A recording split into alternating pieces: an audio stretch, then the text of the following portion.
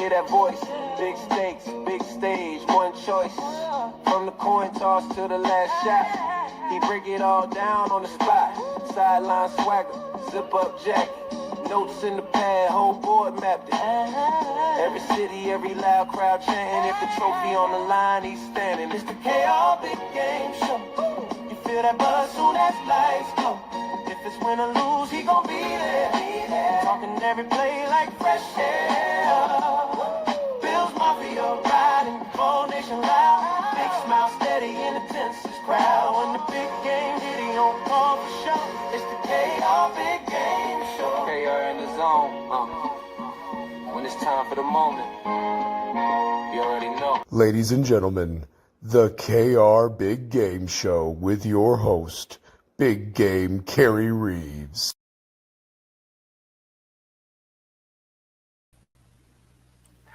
Good evening, everybody. Welcome to the Big KR Big Game Show with Big Game KR. Sorry, I'm glad I'm on tonight. I couldn't be on last night, but I'm happy to be on tonight and happy to have you with me. We are literally 24 hours away from the NFL selection, meaning also known as the NFL Draft. Tonight's show will be dedicated basically to the draft. Got some opinions, got a lot of things to talk about during the draft. It's going to be a lot of fun. So let's get us started. And let's remember that the opinions and views of KR's Big Game Show are not of any organizations or entities. They're solely the RWEX family and guest panelist views. And what we want you to do is smash that like button and share us. We're still getting a lot of people liking us, which is great.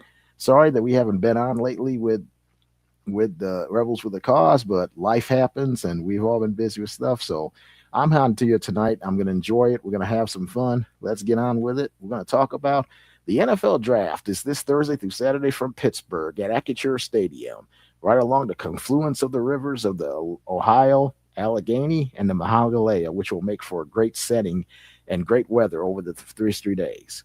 A lot of conjecture this year about the NFL, about what's going to happen after the Raiders pick first. And we all know the Raiders pick first. We all basically know this is one of the first years that we have an idea. We know who the number one pick is going to be.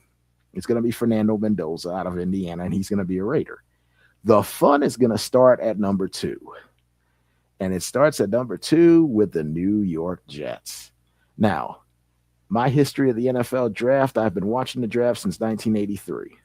But I've also had a chance to go back in history and see some of the other great drafts, like the 74 draft for the Pittsburgh Steelers, where they drafted 7 Hall of Famers in one draft. The 78 draft, which had 4 Hall of Famers in that draft. And the 83 draft, of course, we had 6 quarterbacks drafted in the top 15 picks. 3 of them made the Hall of Fame, and Dan Marino, Jim Kelly, and John Elway, who was the celebrated number 1 pick, but he didn't end up with the Indianapolis Colts. He staged a power play, used the Yankees to play baseball, threatened to play baseball, and guess what? He got his wish, got out of Indianapolis. He ended up in Denver. Rest is history for him. 5 Super Bowls, 2 wins, an MVP.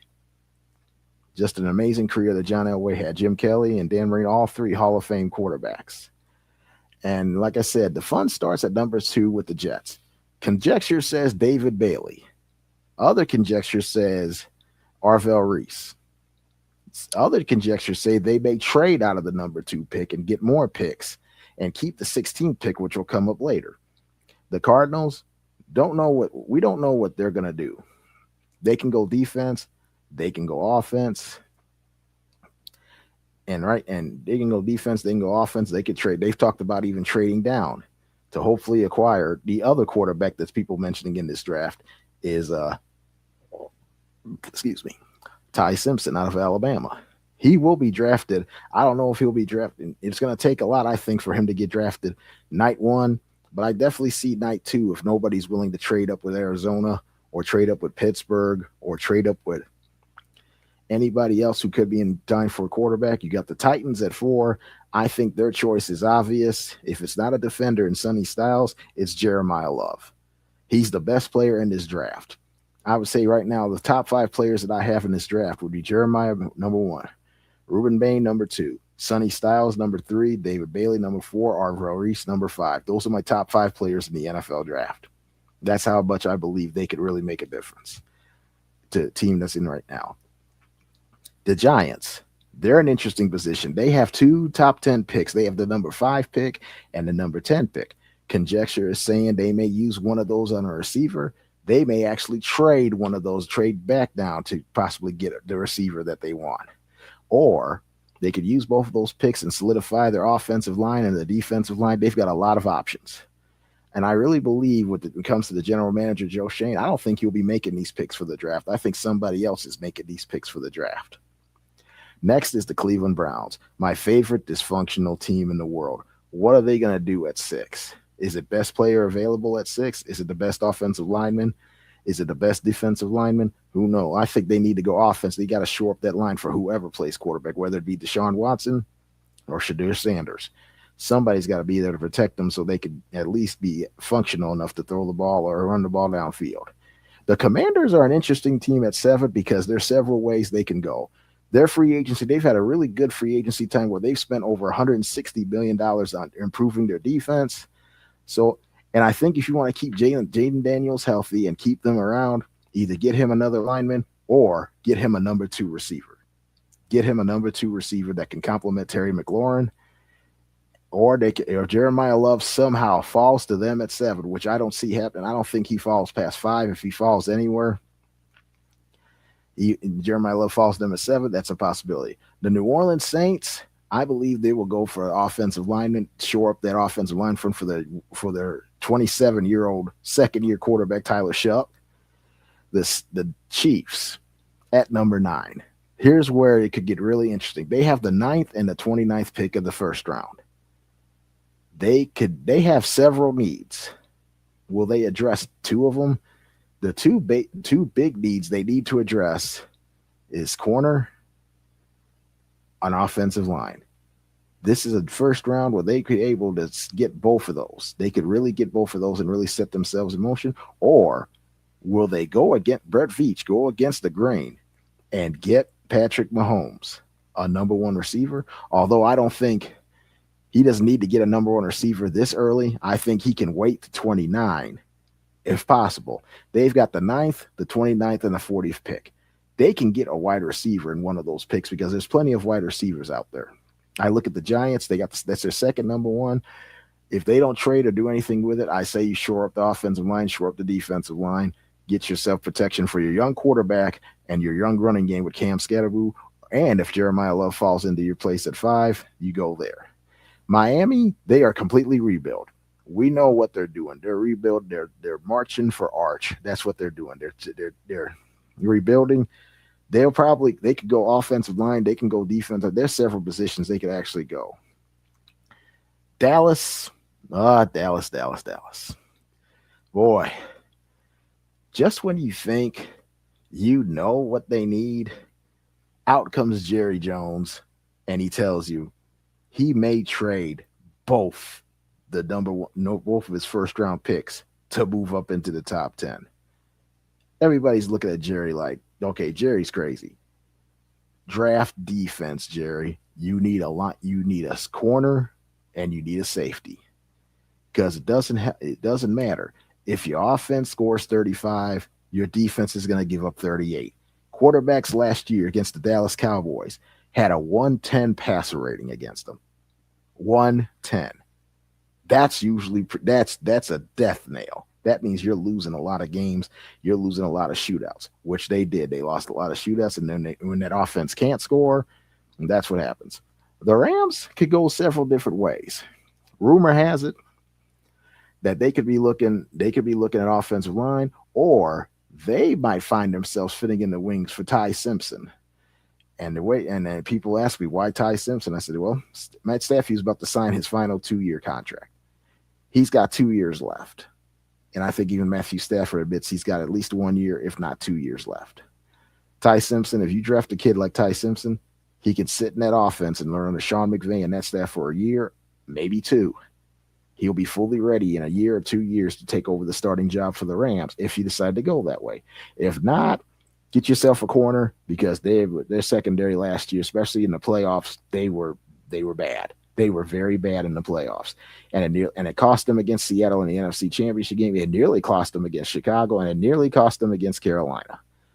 They need to improve the secondary very badly. The Ravens are at 14. I believe they will go for the best player available, whether it's offense or defense. Tampa Bay, I think the kid Sadiq out of Oregon, the tight end, might be someone that fits in their position, or they may go after wide receiver to replace Mike Evans.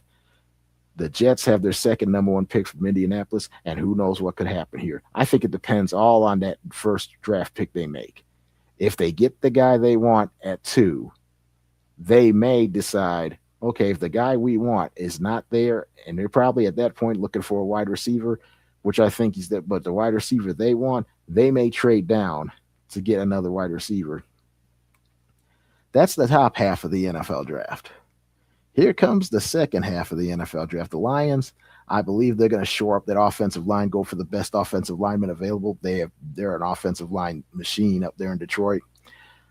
Minnesota can go several ways. I think I'm looking at them on the defensive end. I think I'm looking at linebacker because Harrison Smith's not going to be around forever, and they need someone to be groomed to be ready to take his place. The Panthers, off a playoff last year, off being the NFC South champions. Where do they need the help most? Offensive line. Get Bryce Young some more protection on that offensive line. You finally got things to where you want them in Carolina. Get that offensive line solidified so you could run the ball more, you could play action more, and maybe, or if the offensive lineman you want is not there, go get yourself another weapon for Bryce Young. Nothing wrong with having weapons, especially for a guy like Bryce Young who could use a few more weapons. Although he played really well in the second half of last year, including the playoff loss to the Rams, he played outstanding. He just didn't have enough of help at the end. He needs another weapon, either another offensive lineman or another receiver. Dallas Cowboys, the second number one pick from Green Bay. If they don't do something foolish and trade this pick away and trade the 12th pick away, get yourself a corner or a safety. The safety out of Oregon is really good.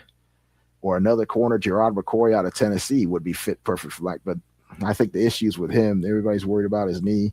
He had his pro day was here in Knoxville last month that he ran, and he said everything is looking good. So teams are still a little hesitant on it, but I think somebody will take up Gerard McCoy. I think he's the second best corner in this draft. The Steelers, the host city for the draft at number 21. While they're waiting for Aaron Rodgers to make a decision, which I don't agree with because everybody else is in Pittsburgh for voluntary workouts. Now, the key word is voluntary. They got a new regime. There's a new regime in Pittsburgh. Even Mike McCarthy, even somebody that he's coached before. It's a new regime. So support for your coach. And he's not there. He'll probably be there when he wants to. And the fact that Pittsburgh management is letting him control the narrative, not a good decision because you're supposed to me, if you're a front office guy, you're supposed to control the narrative, not the player. The next pick is the Chargers, and I believe since they're getting their 2 offensive linemen back, I believe I'd go for another offensive line. You got weapons around you. You got Justin Herbert, or you can go for a number one receiver, somebody other than Ladd McConkey that can make catches all over the field. The Eagles are next. The Eagles have 8 picks, and I heard today, and I listened today, and you know what? It's pretty interesting to say that 5 guys, the Eagles all 8 guys aren't going to make the Eagles team. I think 5 of the 8 are probably going to make the team in some capacity. This first pick, on top of the A.J. Brown news, which I'll get to in a little bit, they could be drafting a receiver, or they could be going lineman. They could go offensive. They can go defensive. There's a lot of areas they could go in. Cleveland's second number one pick from Jacksonville. Now, starting here is key spots if a team in the top 10 wants to get back in the first round. I believe this is where your starting point comes from.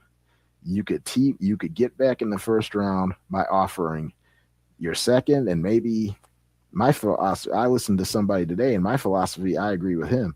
If you want to get back in the first round for teams at 24 to 32, sure, you can have my number 1, but I get your number 2 and your number 1 next year, because in a board you have 2 number 1 picks this year. So why should you have 1 next year when I could have that and I could have 2 number 1s? It'll be interesting to see what happens. The Bears at 25, I believe they will go defense because defense was their biggest Achilles heel last year. Offense, I think they're in good shape. Buffalo could go several directions, my guys. They could go several different directions. You look at linebacker, another corner, another receiver, or a pass rusher. There's several ways they can go. it'll be interesting to see what avenue they decide to go in come tomorrow night, or they may trade out of the first round if somebody's itching enough to get back into the first round to draft somebody that they're looking for. 49ers at 28, I think it's time you draft Trent Williams replacement. Somebody find Trent Williams replacement, get the best offensive lineman in the draft, maybe a Kalen Proctor, maybe a Spencer Fano.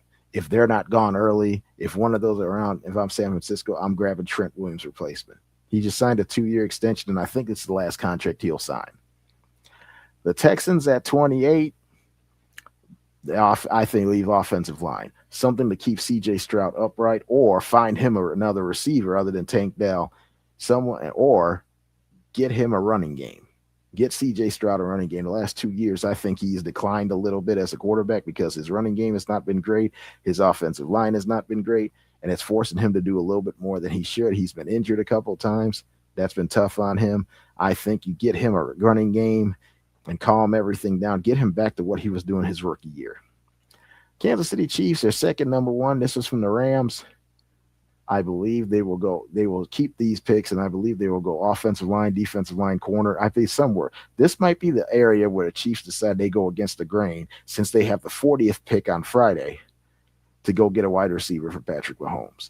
Because let's face facts, Rashid Rice hasn't worked out. Xavier Worthy, gadget guy, hasn't really worked out. They haven't had a number one, they haven't had a 1,000-yard receiver in the last 3 years. They haven't had a 1,000-yard running back in the last 8 years. So that tells you that there's a couple things that they may need to focus themselves on. Third, Miami is next for this. Is their second pick from Denver. They're in total rebuild mode. They can go any direction they want to go. They could either trade out of that if they want to with somebody who wants to get back into this first round. And here I'm looking at New England is the 31. I believe offensive line help is what they need. They need offensive line help. You saw what happened in the Super Bowl. Seattle's defense just tore up their offensive line. Drake May was just basically a punching bag in the Super Bowl, and that's what they need. They need to improve that offensive line. Seattle, there's several directions they go, but I think they'll go on offense. I believe you find that running back, if you can find one that late, and I believe you'll be able to find one at 32 that you'll be able to replace Kenneth Walker, who's eventually he was on their way to Kansas City, by the way. Overall, I got 257 players will hear their name called over the next 3 days. If you get called on Thursday, you get the hug and the handshake from Roger Goodell, the commissioner. Or if you're Friday and Saturday, you're just happy to have your name called. You get that phone call at home with your family and all that. What a great! To me, those are always the best moments. Seeing these guys. See, not the stars on Thursday. You know that's going to come. There's going to be some stories around that. But what I love to see is looking at the Friday and Saturday. The stories like that, the kids that work their butts off to get drafted. Because they say in college athletes, only 1% plays pro sports. In the NFL, it's like 0.0795, I believe, plays in the NFL.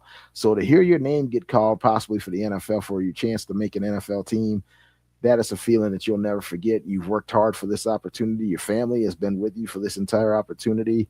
They've been through it with you. It's rewarding for the family as much as it is for the player, because all the hard work that everybody has put in, they say in life, it takes a village to raise a kid. And if no true words for that come from then during the draft, whether it's football, basketball, baseball, hockey. Families are all involved in it. It's not a solo effort. It's a team effort with family, friends, and everybody, and mentors, and everybody that's on their way to helping you get to where you are. So those are my things for the NFL draft. It's been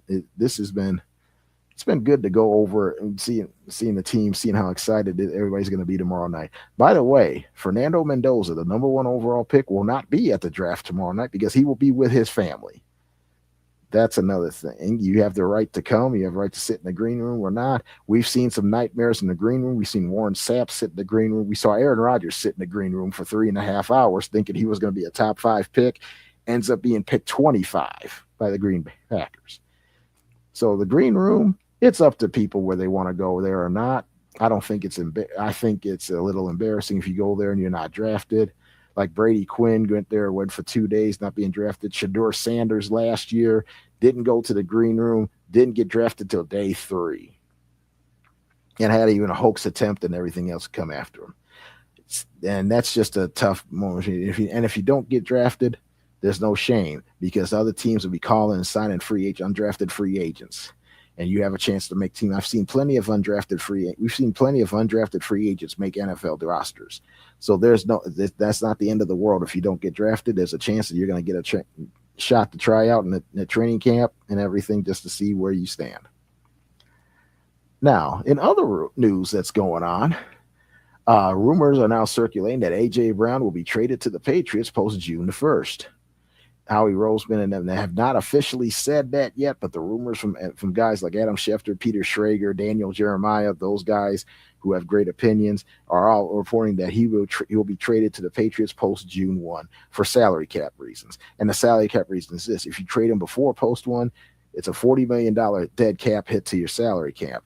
If you trade him after June 1st, it's $20 million this year, $20 million next year. That's a heck of a lot cheaper to go that route than it is to do the full 40. And that gives you also room to do everything else. There's other news going on. I didn't have a chance to report about this last week, but reporter Diana Russini, who was highly regarded among NFL teams, she resigned from the Athletic this week amid photos of her and Mike Vrabel at an Arizona resort. Now, we don't know if there was an affair. There were rumors of that. Mike Vrabel addressed that in his Tuesday press conference, that he had a lot of difficult conversations, which pretty much tells me something more was going on than just normal reporting. I hate it and Diana Russini, I think her career is basically going to be changed a little bit, because who's going to trust her with information? Who's going to trust her with information? If you're another NFL team, would you trust her with information that you want to report? I don't know. Knowing that how connected she is with Vrabel, I don't know how that's going to go over with other people. That's going to be tough. That's going to be excruciating. That's going to be tough to deal with. But everybody understands this is a tough business, and when you get caught with photos, we didn't want to fight the photos, because it feels like if this was a fight, she wasn't going to win this fight. Vrabel has got out in front to a point. I don't think he said anything incriminating. He didn't say anything to help. He didn't say anything to dishelp. Just basically standard stuff that Vrabel stood up at post conference Monday afternoon after the Patriots voluntary workouts. I have an idiot of the week. My idiot of the week, my God, is the new owner of the Portland Trail Blazers, Tom Dundon. If you know this name is familiar, he also owns the NHL's Carolina Panthers. He is nicknamed by other owners in the NHL El Cheapo. He believes in cutting cost-cornered measures. Some of the measures that he has actually cut down on, it's going to scare people how bad this is. He has listed players, G League players that are on NBA rosters for your team. They are not allowed to play in the NBA playoffs, but they're allowed to travel with them they have to travel with them. What he's done for what he did to the G League players, he has to make them he made them buy their own tickets to travel with the team. Let's keep going. This man, they have 2 mascots in Portland. He just fired one of them. Cost-cutting effect. Game 1, San Antonio fans had different color shirts, Unity shirts. Portland's not going to do anything like that for Game 3 because it's too expensive. Let me remind people, this man paid $4.25 billion for the Portland Trailblazers, and we're talking about cutting costs now. He has masseuses checking out of the hotel. He has coaches checking out before it's time, checking out so they don't occur late fees. This guy is completely, my God, El Cheapo doesn't even begin to describe what this guy is. This guy is just, oh man. Fans in Portland are not happy with them. They're just not thrilled with some of the things that are going on out there in Portland. But Tom Dundon, he's my idiot of the week. You're supposed to be an owner, help the people, but he's cutting all these costs. But I guarantee you this, he'll raise ticket prices. He'll find a way to raise ticket prices for you. And that's not going to be right, cutting all these costs so he could raise ticket prices and put more money in his pocket. That's just absolutely amazing. Moron. My big game performance of the week. Several I could go on. But the NBA awards are coming out this week. Tonight, the sixth man of the year was Kelvin Johnson in San Antonio. He is my big game performance of the week. If you remember the story about Kelvin Johnson, where he was at Florida, he said he was in a very bad car accident that cost him his last 2 years at the University of Florida as he spent rehabbing and getting himself back on it back. He has made it all the way back. He's made it in the NBA, and now he's taken on the role as a sixth man. The last 2 years, he has played 164 regular season games, coming off the bench as a sixth man. Tonight, he was rightly rewarded with the John Havlicek Sixth Man of the Year. Some of the other award winners, Shai Gilgeous-Alexander with the clutch player of the year. I think that's the beginning of one award. I think the MVP will be coming to his house pretty soon too. And for the defensive player of the year, the first ever unanimous defensive player of the year is Victor Wembanyama. I think it's the first of many in his career. He's just an unbelievable freak of nature. I hate that he got injured last night. That's a tough blow.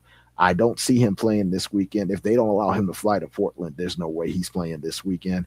His best bet, if they give him the rest that they have, he'll be back game 5 in San Antonio. I think San Antonio can win at least one game in Portland and bring it back either tied 2-2 or up 3-1. But to me, those are the big game performers of the week, some of the award winners in the NBA.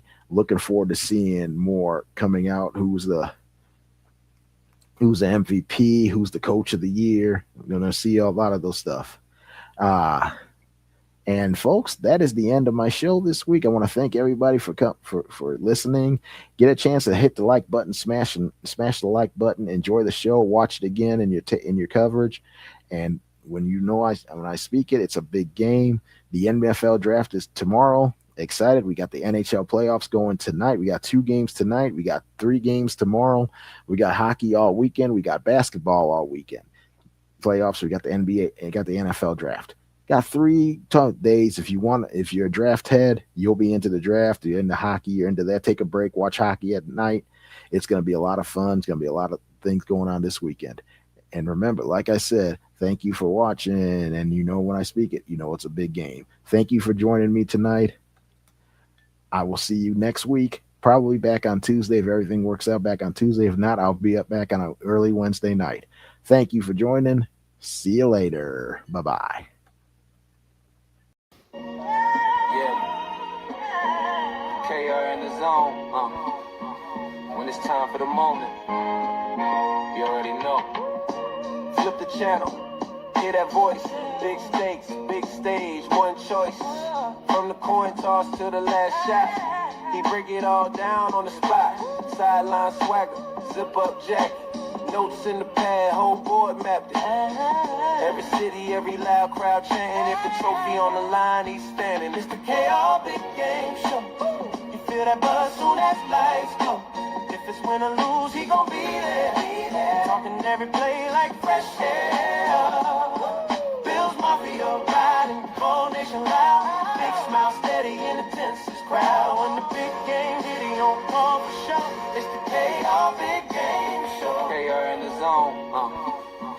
When it's time for the moment, you already know. Ladies and gentlemen, the KR Big Game Show with your host, Big Game Kerry Reeves.